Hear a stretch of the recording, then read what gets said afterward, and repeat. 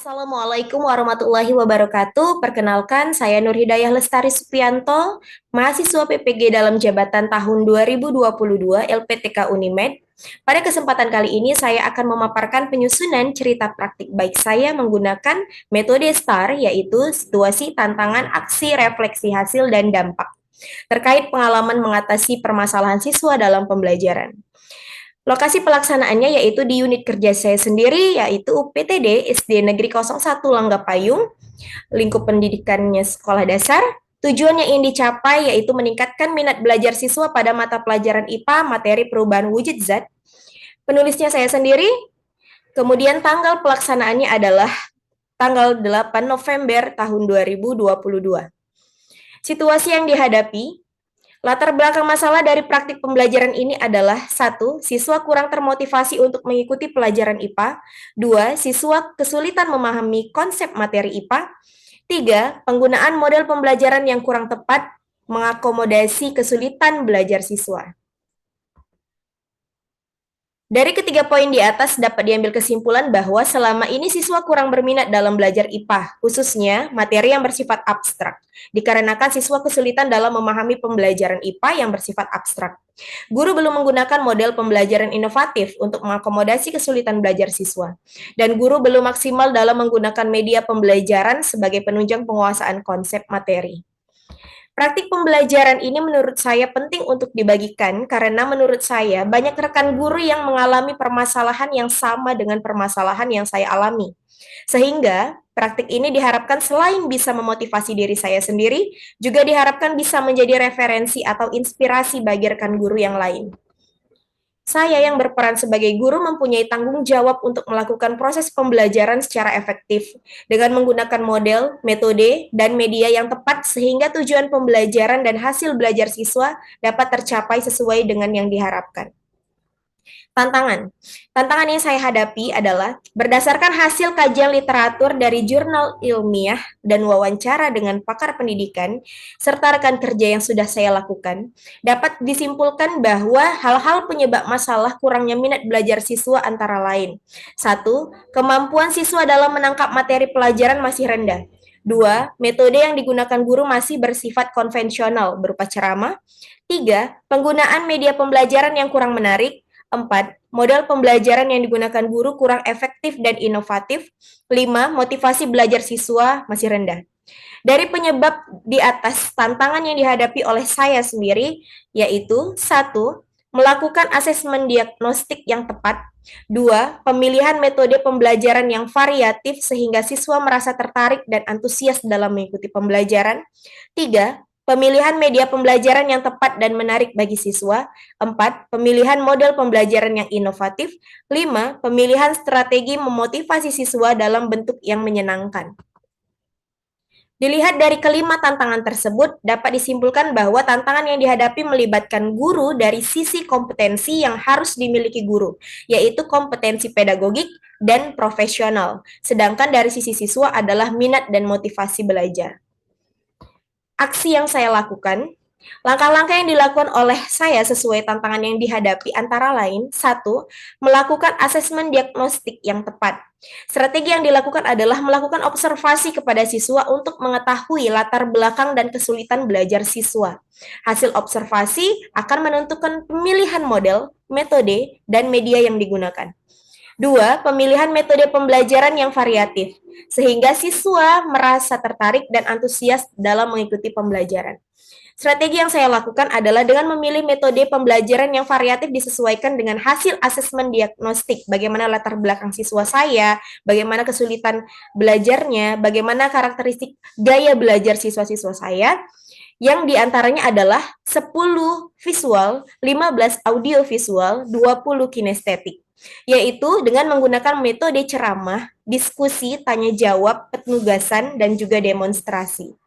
Proses pemilihan metode ini: pertama, guru mempelajari apa saja metode-metode yang dapat divariasikan dalam satu model pembelajaran.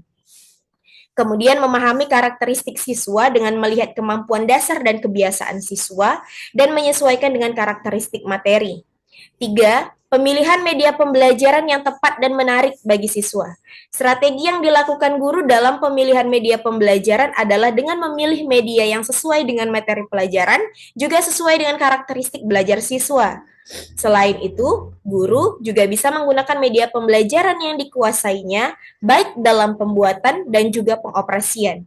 Dalam hal ini, guru memilih menggunakan media konkret, berupa bahan praktik, media visual berupa paparan konsep materi melalui PowerPoint, dan media audiovisual berupa pembelajaran. Proses pembuatan media ini dimulai dari mempelajari materi yang akan diajarkan, merancang desain, dan membuat sesuai desain yang sudah dirancang. 4. Pemilihan model pembelajaran yang inovatif.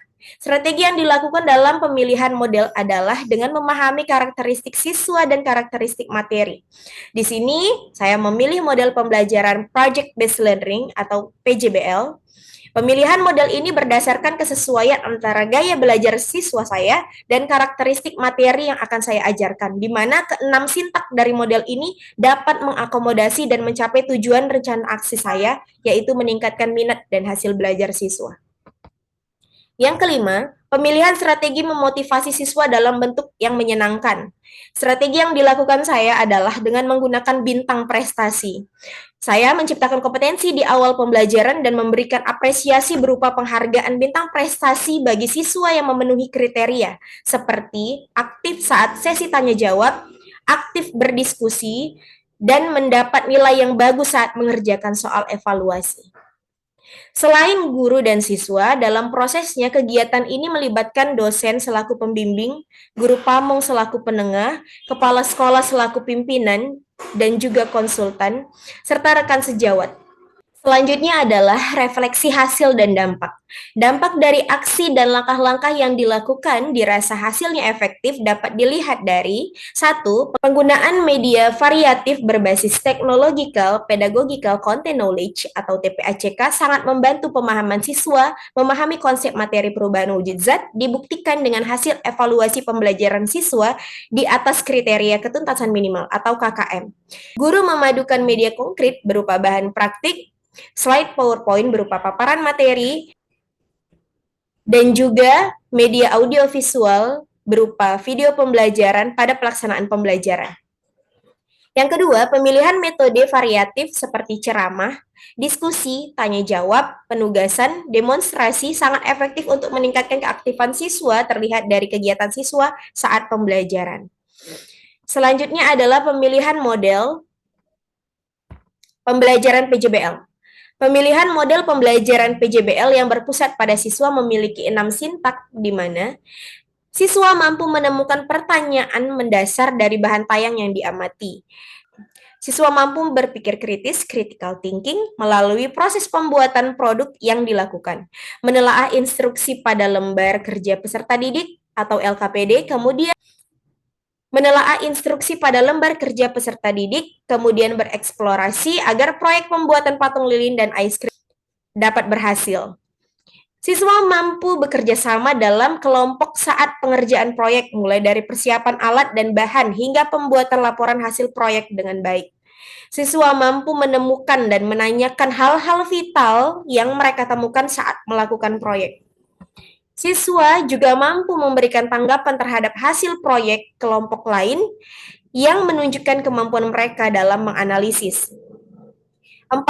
Desain strategi pemberian motivasi melalui penghargaan berupa bintang prestasi yang dipajang di depan kelas mampu meningkatkan minat dan motivasi siswa untuk aktif mengikuti pembelajaran, terlihat dari mereka lebih aktif dan kompak untuk bisa mendapatkan predikat kelompok terbaik bagi kelompok dan bintang kelas bagi individu.